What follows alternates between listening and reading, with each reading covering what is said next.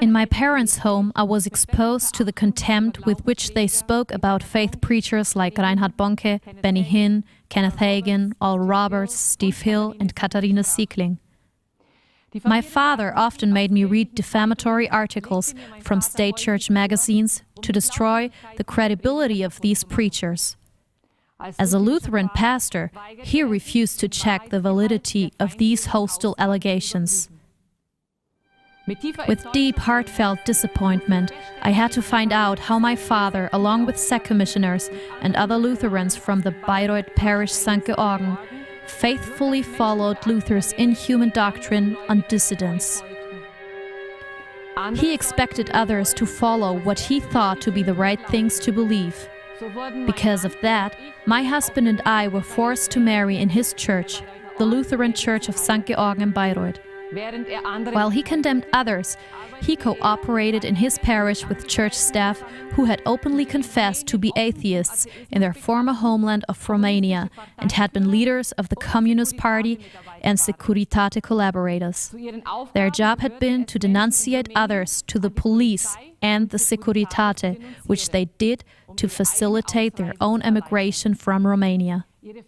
They projected their own deceitful past onto the life of Katharine Siegling by pinning a false biography on her. Luther's next target, the peasants. Luther said, "Let whoever can stab, smite, slay. If you die in doing it, good for you. A more blessed death can never be yours. Therefore, let everyone who can smite, slay, and stab, secretly or openly, remembering that nothing can be more poisonous, hurtful, or devilish than a rebel. It is just as when one must kill a mad dog." Luther legitimizes the murder of thousands of peasants with his own interpretation of God's will. Luther said, "I have killed all peasants in the rebellion. All their blood is on my neck, but I blame it on our Lord God. He has commanded me to speak these things." Maybe Luther's words will startle some farmers from their church pew, at least nowadays. No wonder that the real Luther is rather brushed under the carpet. Who then would pay church taxes anymore if they knew how Luther degraded other people? Foreigners were another target of Luther's verbal attacks. He appeals for war against the Turks and murder. Luther said, "And use his fist with gladness and beat, murder, rob and do harm as much as they like, with a clear conscience." Luther's next target, the handicapped.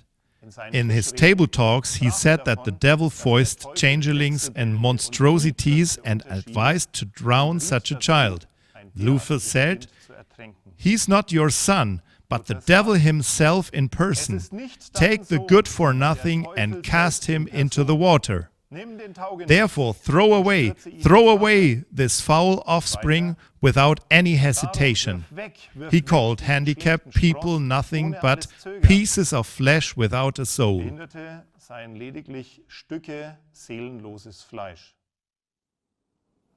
Luther's atrocious image of humanity confirmed to me once more that it had been right to leave the state church. After that, I experienced disadvantages in my job as a kindergarten teacher. Nursery schools, daycare centers, and children's homes are largely controlled by the state church. Even though the government finances 85%, job applicants who are not state church members are disadvantaged in the application procedure. This is false labeling and discrimination. The collaboration between the government and the state church is nothing new. German history proves that well-known statesmen put Luther's hate propaganda into practice. Their quotations agree with Luther's way of thinking and comments with incredible accuracy. Here are some examples. Friedrich II, also known as Friedrich the Great or the Old Fritz, said the following: "The Jews are the most dangerous of all sects, and one must prevent their number from growing." By that, Friedrich II established the age-long German tradition of inquisitorial persecution of so-called sects, which lasts even until today, but we will go into that later. Otto von Bismarck said the following: "I do not allow the Jews to dominate the press, to obtain political key positions, or to take an office of authority." The resigned German Emperor Wilhelm II of Prussia wrote from his exile in August 1919 to the General von Mackensen that the Germans had been ensnared and driven by the tribe of Judah, which they hated. No German shall ever forget that, nor rest until those parasites have been eliminated and exterminated from German soil. This poisonous mushroom on the German oak, he continued writing to the general, Jews and mosquitoes are a plague, of which mankind should free itself in one way or another. He suggested the method of eliminating the Jews. I think the best thing would be gas. Luther's way of thinking began to slowly penetrate German society and culture. Historical occasions are culminating in the city of Bayreuth. It all starts in 1872, when composer Richard Wagner settles in Bayreuth.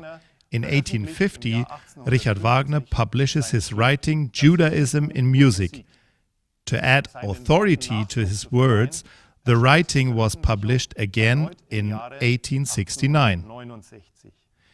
Richard Wagner says, "I cannot judge whether the downfall of our culture may be halted through the violent ejection of the destructive and foreign element." He means the Jews and everything Jewish, because powers would be needed for that, of which I don't know if they exist. The desire for political force becomes evident in Richard Wagner's words. He wants to have an executor who would take action against the Jews. Wagner closes by directly threatening the Jews with a terrible end.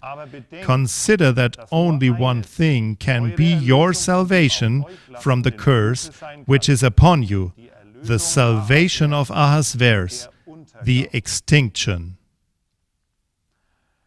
Richard Wagner's wish came true. Houston Stewart Chamberlain, son-in-law of Cosima Wagner, became the pathfinder for the executor that Wagner was longing for. When he settled in the Wagner residence, he significantly helped connecting Luther's anti-Semitism with Wagner's music.